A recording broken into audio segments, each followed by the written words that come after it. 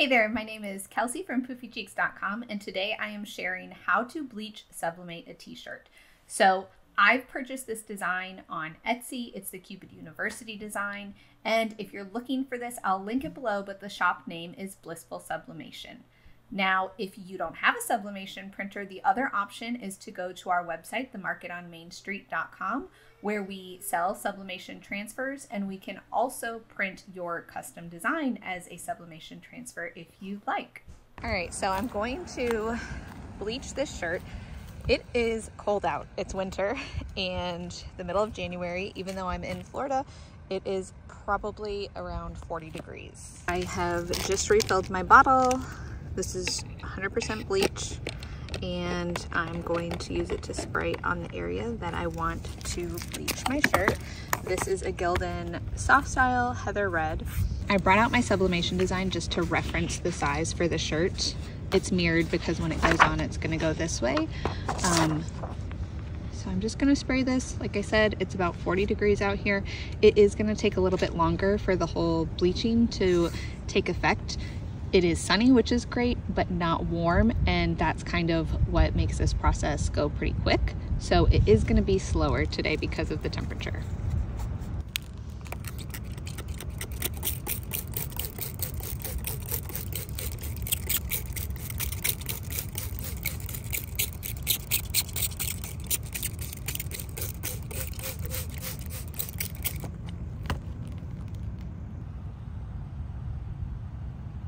Already starting to turn. I just sprayed it, but I'm gonna head inside for a few minutes and then I'll keep a timer going to let you guys know how long it took until the shirt was completely bleached.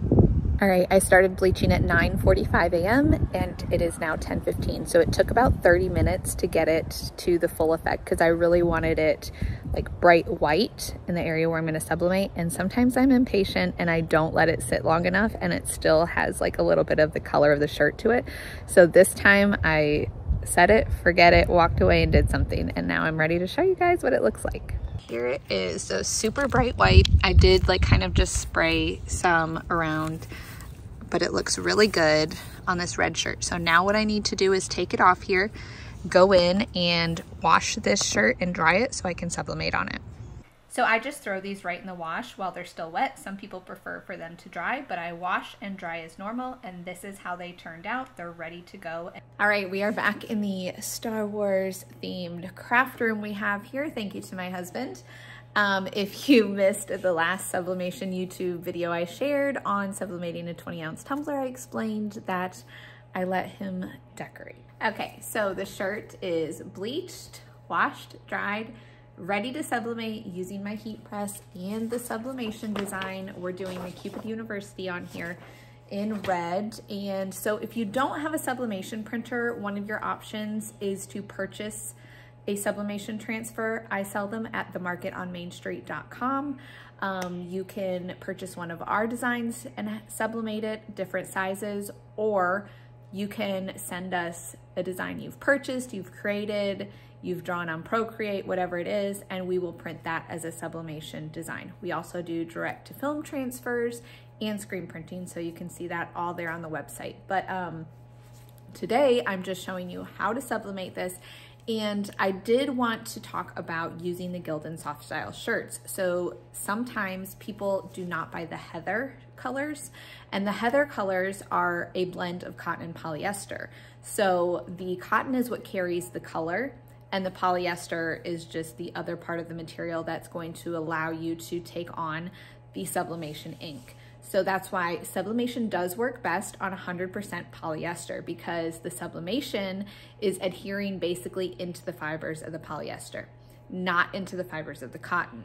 So when we sublimate this, it may have more of a vintage, subdued look to it versus if this was 100% polyester.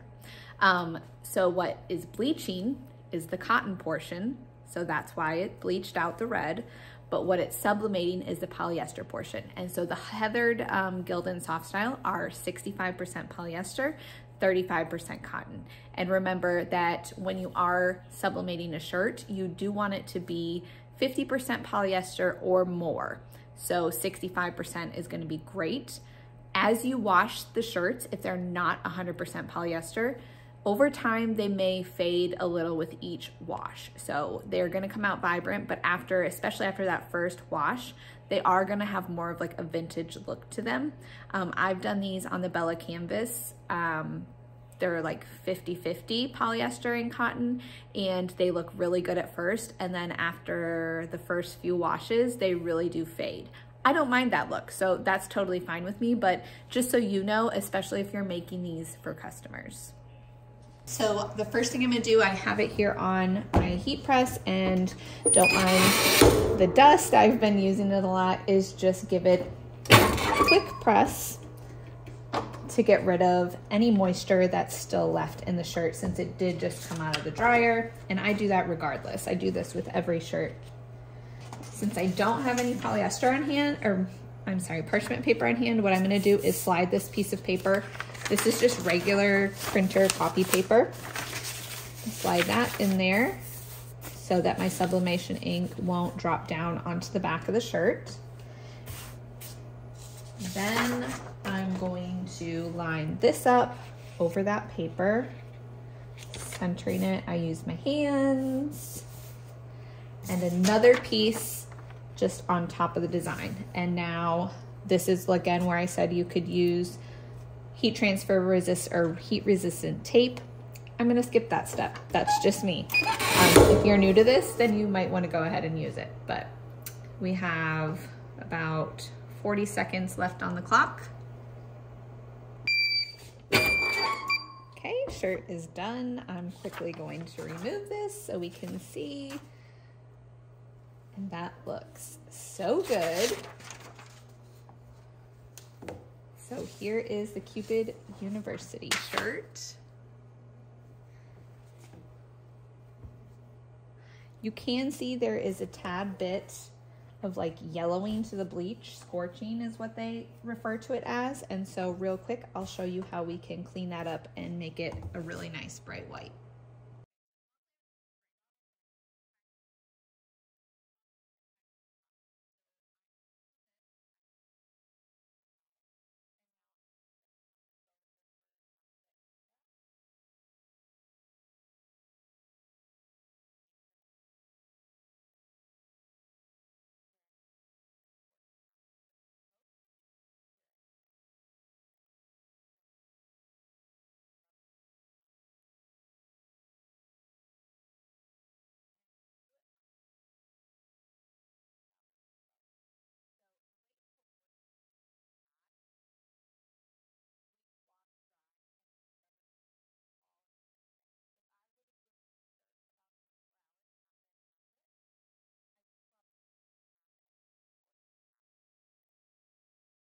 I absolutely love how this t-shirt turned out. So I'm going to link to everything down below. Don't forget to like and follow for more.